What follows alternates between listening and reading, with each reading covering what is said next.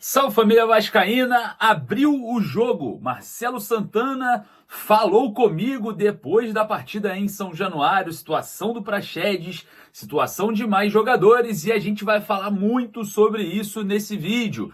Outra situação, jogo contra o Atlético Goianiense, refletiu muito o primeiro tempo contra o Red Bull Bragantino, né? Duas equipes desequilibradas, postadas em campo de forma precipitada com 3 volantes, e a gente também vai falar muito sobre esse assunto, trazer a minha pergunta na coletiva, que é dentro da performance patética dessa equipe, dentro dessa partida da Copa do Brasil, e a gente vai comentar muito sobre esses assuntos. Lembrando que o Gigante da Colina avança, fatura uma grana e também se preocupa com a quantidade de jogos em um tiro muito curto. Os jogadores reclamaram, o próprio Paiva também fala em rotatividade e a gente vai comentar muito nesse vídeo. Você que está aí do outro lado, dá aquela moral, deixa o joinha e vai lá nos comentários deixar a sua opinião, que é a base aqui do nosso trabalho. E para dar aquela moral aqui para o canal, você que é parceiro como a Estrela Bet, que também é parceira, corre lá no primeiro comentário fixado, faça o seu cadastro na Estrela Bet, entre no nosso grupo de prêmios, fazendo um depósito de R$10 ou mais, encaminhe o comprovante pra gente e entre no nosso grupo para concorrer camisas Estrela Bet do basquete do Vasco. Lembrando que a Estrela Bet já renovou o seu contrato com o Gigante da Colina e você que é parceiro do nosso canal e também parceirão do Vasco da Gama, seja parceiro da Estrela Bet. Tá lá no primeiro comentário fixado o link, clique e participe. Solta a vinheta e bora pro vídeo.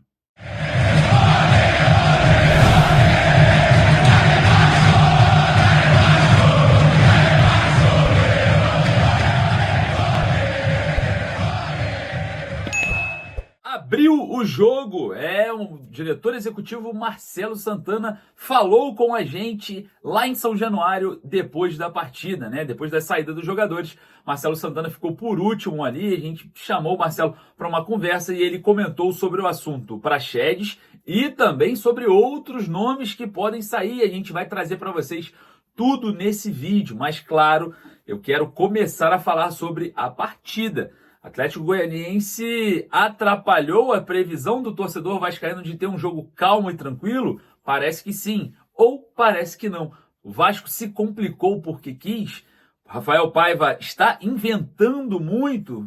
Tem muito assunto para a gente falar nesse vídeo e você sempre vai deixar a sua opinião lá nos comentários, que é muito importante para a gente trocar essa ideia, porque eu fui para a coletiva ontem e falei com o Rafael Paiva e eu quero saber a sua opinião. Então não deixe de interagir com a gente aqui, que é muito importante a sua participação. É até mais importante que a minha, porque é através do seu comentário que eu vou para a coletiva para cobrar ou até mesmo elogiar a situação envolvendo a performance do Vasco nas partidas de Campeonato Brasileiro e Copa do Brasil. Bom, falando um pouco sobre o jogo de ontem, né? O Vasco começa muito semelhante ao jogo contra o Red Bull Bragantino, muito mal no primeiro tempo, sem encaixe entre a defesa e o ataque, com 3 volantes, dessa vez jogando com o Sforza centralizado, Hugo Moura como um meia pela direita, um ponta pela direita muitas das vezes, o Matheus Carvalho como um meia pela esquerda.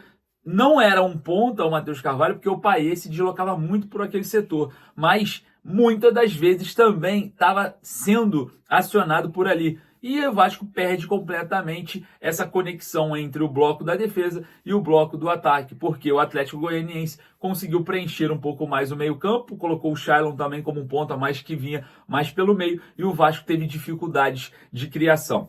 O gol do Vasco sai de uma forma grotesca da zaga, né, do Atlético Goianiense, com aquela lambança do Romão, do lateral esquerdo, né, o cruzamento, o chute do Piton. O Romão lá se embolou 2 vezes com a bola e empurrou para dentro das redes, fazendo 1-0 para o Vasco, tranquilizando, amortecendo um pouco toda essa situação da performance na primeira etapa, que estava muito abaixo, muito semelhante ao que aconteceu com o Red Bull Bragantino, e muito também porque o Rafael Paiva repetiu os 3 volantes. Naquela ocasião contra a equipe paulista, que o Vasco saiu atrás do placar no primeiro tempo, ele utilizou o Souza como um volante central, o Hugo Moura como um meia pela direita, muitas das vezes jogando como um ponta pela direita, e o Sforza um meia pela esquerda, muitas das vezes jogando, tentando chegar como um ponta pela esquerda.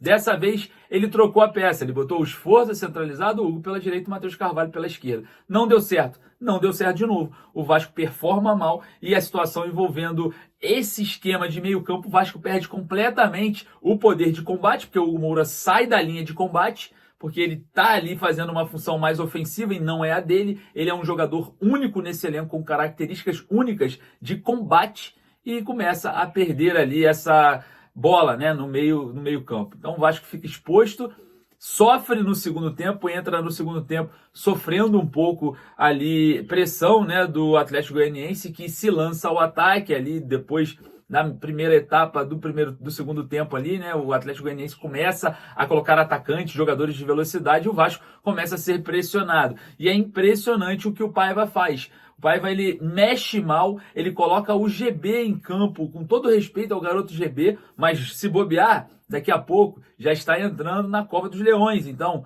não pode lançar jogadores assim, tem que ter calma. E o GB, ele não entrou no lugar do Verratti, que é a função do jogador, né? Ele entra ali como um segundo atacante, vindo mais como um meia, e a gente não consegue entender o que o Paiva pensou no GB.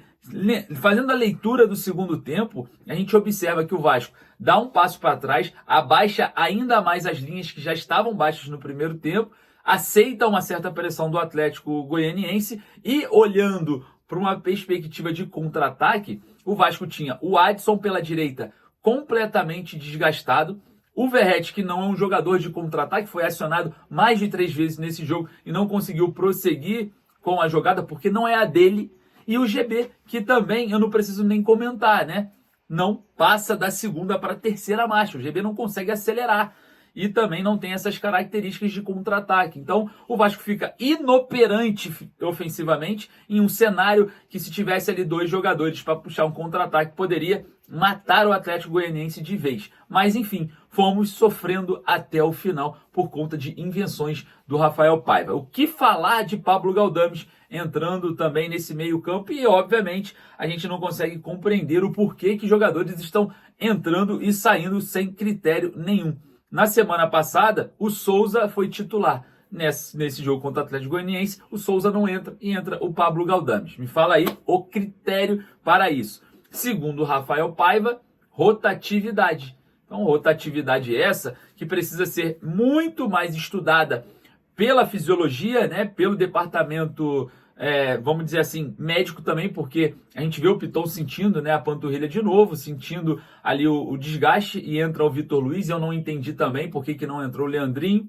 Também é algo que o Rafael Paiva precisa explicar. O Leandrinho mais veloz, o Leandrinho com mais vitalidade, apesar do Vitor Luiz ter salvado, né, um lance ali, mas isso não justifica o abismo entre um jogador e outro. E a gente começa a tentar entender o que o Rafael Paiva está inventando dentro de uma rotatividade que ele protege, né? Ele protege essa questão de rotatividade por conta da sequência de jogos. Mas rotatividade é essa que não acontece com o Pablo Verratti, que não acontece com o Hugo Moura, que não acontece com o Michael, Léo. E aí, essa rotatividade, ela é seletiva? Porque se você estiver tentando fazer uma oxigenação no elenco, você precisa fazer uma oxigenação total do elenco. Porque os jogadores, eles se desgastam de forma equivalente. E isso só acontece em algumas posições. E a gente está observando isso de perto e não estamos entendendo os critérios, principalmente das substituições, senhor Rafael Paiva. Então, fica aí com a minha pergunta na coletiva e deixa lá nos comentários a sua opinião, se eu conseguir levar exatamente todo esse cenário falho para o senhor Rafael Paiva.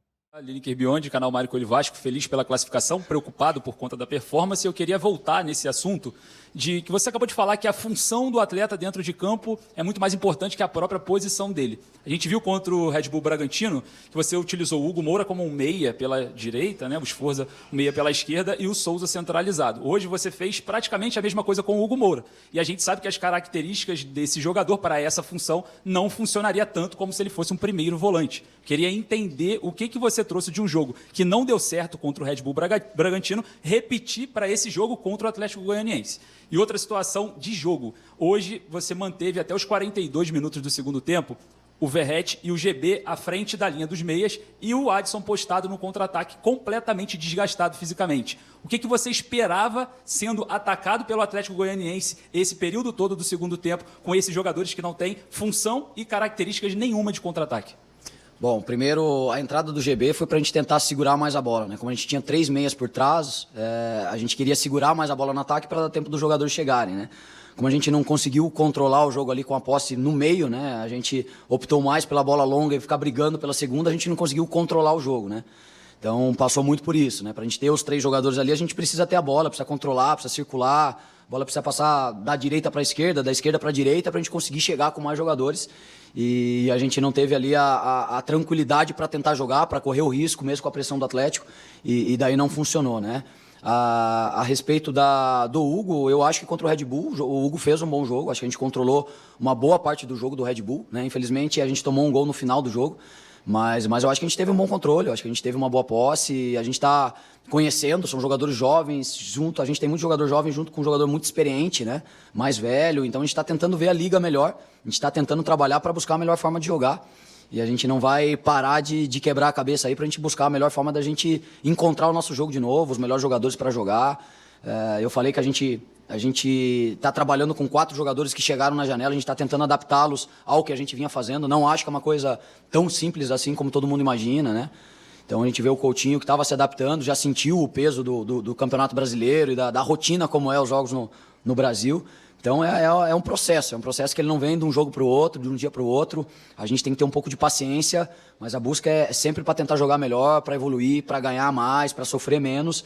E a gente vai em busca disso o tempo todo. E com isso, o técnico Rafael Paiva deixou claro, né? Oxigenação de elenco, substituições para rotatividade. Ele entende que o time vai bem quando não vai. É difícil de entender o que o Rafael Paiva está pensando a longo prazo. Parece que o senso de urgência, né, ainda não está sendo utilizado pelo treinador. Treinador que se porta, infelizmente, ainda como um interino. E a gente precisa mostrar para o Rafael Paiva que o trabalho dele não é de um treinador interino, que ele já tem a confiança da diretoria e está perdendo a confiança do torcedor. E isso precisa ser enfatizado. Bom, ontem no mesmo jogo, né, nós estivemos com Marcelo Santana. Conversei com ele ali pessoalmente e ele abriu o jogo. Eu perguntei sobre a questão do Praxedes e ele falou o seguinte: nós estamos tendo muito cuidado com essa questão, um jogador que já tem 6 partidas. Aí eu perguntei, beleza, mas e aí? O atleta vem sendo sondado por alguns clubes, o Atlético Paranaense, ele confirmou, falou sim, não só o Atlético, vários clubes estão sondando, não só o Praxedes também, estão sondando muita gente, todo mundo. E eu falei assim, pô, Marcelo, mas por que essa movimentação? É final de, entre aspas, né, final de janela e o Vasco começa, né, a observar o mercado, mas outros clubes também. E não só o Praxedes, tem mais 4 nomes aí. Então, Marcelo Santana me confirmou, né, essa sondagem do Atlético Paranaense no meia Praxedes está sendo tratado de forma muito particular e com muito cuidado, porque o jogador já tem 6 jogos. Então, observem agora nessa semana, né, o decorrer dessa semana, possíveis desdobramentos de saída de jogadores e, obviamente, eu falei com ele a respeito de chegadas. A gente, obviamente, não ia perguntar só de saídas. E ele falou simplesmente, é difícil o momento dessa janela. Eu falei, tem que sair, né, para chegar. E ele confirmou, é verdade, tem que sair para chegar. Então, olha só, situação envolvendo Praxedes pode se desdobrar a qualquer momento, a saída do jogador, e não só ele. Segundo Marcelo Santana, mais 4 atletas. Bom, queria agradecer a sua presença nesse vídeo. O Vasco avança para a Copa do Brasil, para as quartas de finais, e não terá o Paulo Henrique, tá? Tomou o 3º cartão, então a gente, infelizmente, se preocupa, porque é um jogador que vem fazendo a diferença, não só no setor ofensivo, mas também no defensivo. O gol do Vasco começou com o Paulo Henrique iniciando a jogada pelo meio e a gente observa nessa preocupação. Mais uma para a nossa cabeça e mais uma para a gente entender o que o Paiva vai fazer diante desse cenário. Espero que não invente. Enfim, agradecer o seu carinho, o seu like, seus comentários e, claro, você que sonha vir para São Januário com tudo pago, eu vou deixar um recadinho para você, porque é a sua última oportunidade. Forte abraço, saudações vascaínas. É o seguinte, você no Caldeirão, você de qualquer lugar do Brasil, pode vir para São Januário com tudo pago pelo canal. É simples. Corre lá no Instagram, @você no Caldeirão. O link tá aqui, ó, na biografia. Você vai concorrer a passagem aérea e de volta de qualquer lugar do Brasil, transfer completo, desde a sua casa até o Rio de Janeiro e também de São Januário e de volta para sua casa. Alimentação, uma camisa original do Vasco, vai pisar no gramado de São Januário e muito mais. O primeiro ganhador aqui, ó, o seu Valtair, já teve o seu prêmio e agora chegou a sua vez. Não esqueça, @você no Caldeirão lá no Instagram. O link tá aqui, ó, na biografia do @você no Caldeirão. Corre lá que você é o novo ganhador.